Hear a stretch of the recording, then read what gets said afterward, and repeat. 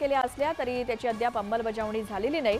सगळे सोयरे शब्दाची अंमलबजावणी करण्यात यावी, तसंच राज्यभरातील मराठा आंदोलकांवरील गुन्हे मागे घेण्यात यावेत, या प्रमुख मागण्या जरांगेंनी सरकारकडे केल्या आहेत।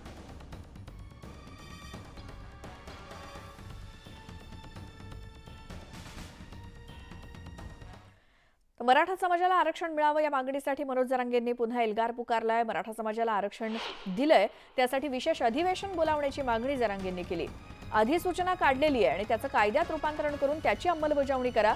कायद्याची अंमलबजावणी होईपर्यंत 1 इंचही मागे सरकणार नसल्याचं त्यांनी सरकारला ठणकावलंय आणि सरकारनं धोका दिल्यास मराठा समाज किती महत्त्वाचा आहे हे कळेल असं देखील ते म्हणाले।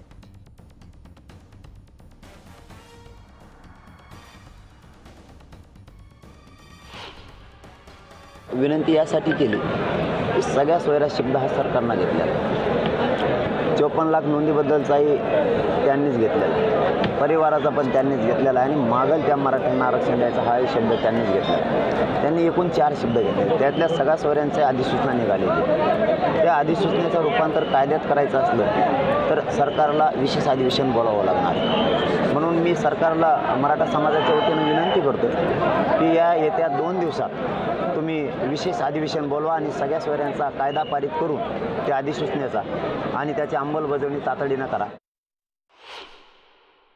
मागासवर्ग आयोगानं सुद्धा अहवाल 2 तारखेलाच दिलाय, तोही स्वीकारून तोही कायदा त्यांनी पारित करावा।